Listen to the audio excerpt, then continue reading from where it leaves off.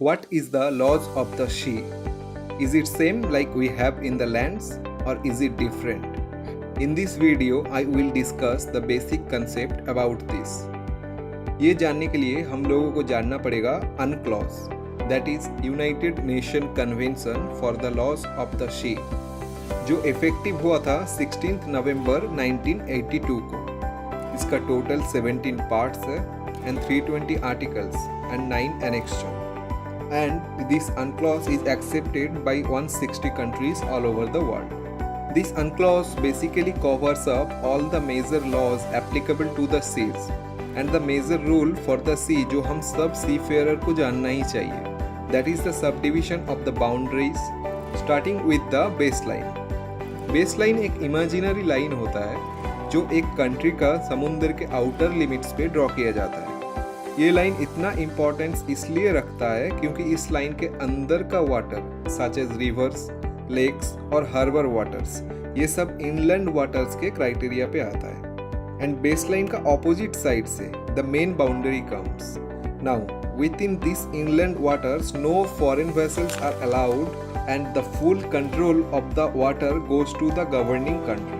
The question में arise that ये जो बेस लाइन है ये ड्रॉ कैसे होता है. This is obviously not an easy task to do.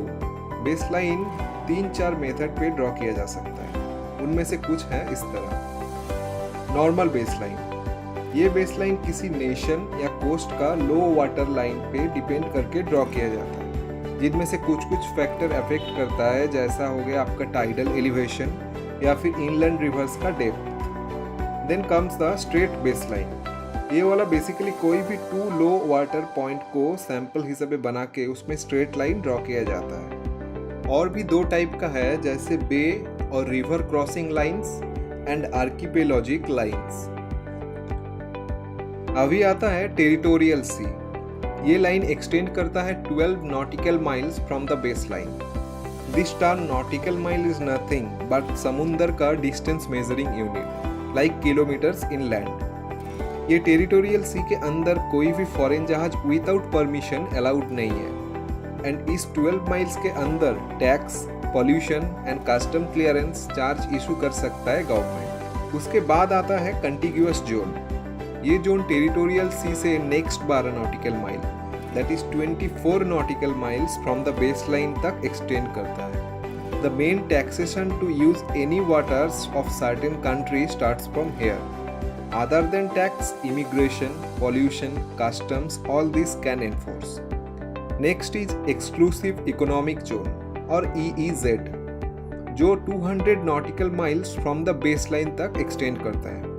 Coastal states को living और non-living resources explore करना या फिर seabed और subsoil resource manage and conserve कर सकता है.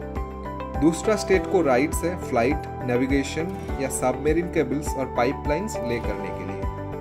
After 200 nautical miles it is high seas. ये जो एरिया है लॉ के हिसाब से इसको the common heritage for all mankind, यानी कि ये एरिया पे सब देश का ही राइट्स है जहाज और फ्लाइट्स नेविगेशन की. Up to this I hope everything is clear. Now let's see the consequences when someone plays with the law.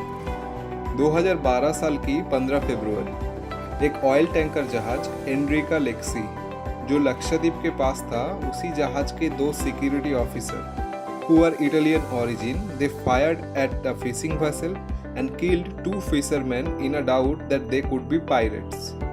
अभी ये ऑयल टैंकर केरला कोस्ट से 20 नॉटिकल माइल दूरी पे था. That is they were in the contiguous zone of India. So the Kerala police arrested those 2 navy personnel from the ship. Later this incident took several diplomatic turns because Italy ने claim किया था कि this incident happened outside of Indian territory so that the Italian navy should not be punished.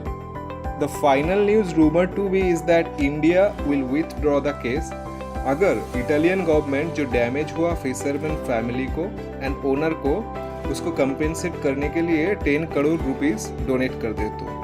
So that's the tricky part of the laws of the sea. Until and unless you face such responsibility, otherwise you won't understand the loophole inside it. Thank you. If you like this video, please hit the subscribe button, like and share with your friends. Thank you.